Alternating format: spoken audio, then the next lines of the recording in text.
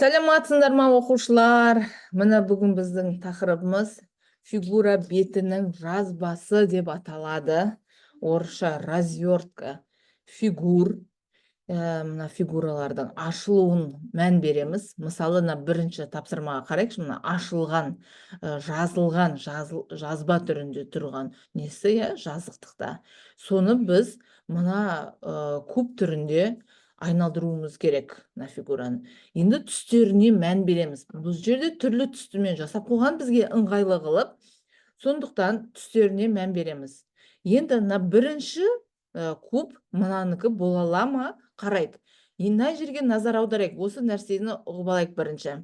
Екі қызыл мынандай бір-біріне қарама-қарсы тұрса, мына жақта да фигурада да қарама-қарсы тұру керек. Ал біздің немізде қалай? Жанында тұр, қарама-қарсы бетінде тұрған жоқ, арғы бетінде. Мысалы, мыналарда да көк бір-біріне қарама-қарсы бетінде тұр. Қарама-қарсы бұл көк, мынаның артында, мына жағында көк болу керек. Мына сарыларда бір-бірін тастап кеткен, мына ортасына бір нәрсе тастап кетсе, қарама-қарсы болу керек. Сары мына жақта болса, оның қарама-қарсы сары болу керек. Сондықтан мынау біріншісі бізде бола алмайды, өйткені қызыл бір-бірінің жанында тұр. Сондықтан мына екіншісіне қарайық. Екінші мына жерде бізде үлкен, ұзын болып кетіпті, параллелепипед болып кетіпті. Мынаның аты параллелепипед, мынау сияқты куб емес. Бұны да сызбаймыз. Енді мына үшіншісіне қарайық. Мына көктер бір-біріне бізде қарама-қарсы емес, жанында тұр. Қарама-қарсы деген напротив. Мына көк болса, мына жағында, мына жерде тұру керек қой, напротив. Ал мына біздің бағана айтқандаймыз. Сондықтан бұл да болмайды. Сондықтан біздің жауабымыз мынау төртінші Г варианты болады екен. Мысалы, А, Б, В, Г дегендей. Енді мына сұраққа келейік. Мына кішкентай мына жасылды көріп тұрмыз ғой, мынандай жасыл басында тұр, кішкентай болып. Бұл дұрыс, Мына жері оранжевый, значит, бұл дұрыс емес, сызсайық. Мынаңғы мүлдем дөңгелек болып кеткен, бұл да дұрыс емес. Мына жер розовый болып кеткен, бұл да дұрыс емес. Көріп тұрғандай оқушылар дұрыс еместерін егер тауып алатын болсақ, дұрысын табуға болады екен. Нақты, точно сенімді айта аламыз. Сонда біздің жауабымыз А деп.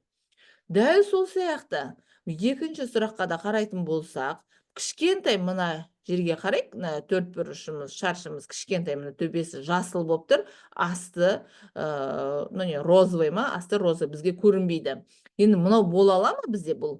Бола алмайды. Өйткені бұның фигурасы мынау сияқты төменгі қарай үлкен болу керек. Мына төменгі несі үлкендеу, асты кішкентай. Сонда мынаңғы бірдей болғандықтан бола алмайды. Мынау бола ала ма? Кішкентай төбесі бізде мына жақта розовый болып тұрген. А бізде төбесі не болу керек? Жасыл болу керек кішкентай. Ал розовый астында болады. Сондықтан бұл бола алмайды. Бізде бола алатын екі вариант қалып тұр. Мына жасыл төбесі кішкентай, жасыл төбесі кішкентай. Енді сұрақтарға ары қарай жалғастырамыз, мән береміз. Жасыл мен оранжевый бір-бірінің жанында тұр. Жасыл мен оранжевый. Екінші бір жағы жасыл, бір жағы оранжевый екен, Ал мына жерде не болып тұр? Бір жағы жасыл, бір жағы розовый болып тұр. Розовый мынандай жағы ма, немесе ол табаны ма? Соған мән беріңдер, бұны өздерің табыңдар, мен шығару жолын көрсетіп өтейін түсіндіріп. Келесі сұраққа өтетін болсақ, келесі сұрақта мынандай дөңгелектер екен. Дөңгелегіміз бір қызыл, бір көк болу керек екен. Мына қызыл көк, қызыл көк, қызыл көк. Мынау мүлдем жартысы жоқ мынаның. Бұны сызбай керек емес. Енді ортасындағы мына сызығы полоскалар деп атайық, міне бірдей мына сары полоскаге келген. Бірақ мынау көк, мынауымыз не болып қалған? Қызыл болып қалған. Сондықтан бұл А нұсқасы мүлдем болмайды.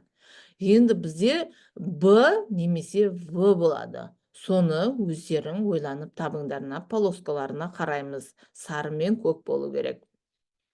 Келесі тапсырма бізде мынандай фигура шығу керек екен. Үш бұрышымыз қызыл болу керек, розовый болу керек, міне. Бар. Ал мынау мүлдем біздің немізге келмейді. Мынаныкі сары болып кеткен, бұл да келмейді. Сонда енді мұқият қараңдар. Жасыл, жан-жағы жасыл, розовый және сары болу керек. Бізде мына жерде барлығы жасыл болып кеткен екен. Енді мынаған қараңдар, қайсысы дұрыс, өздерің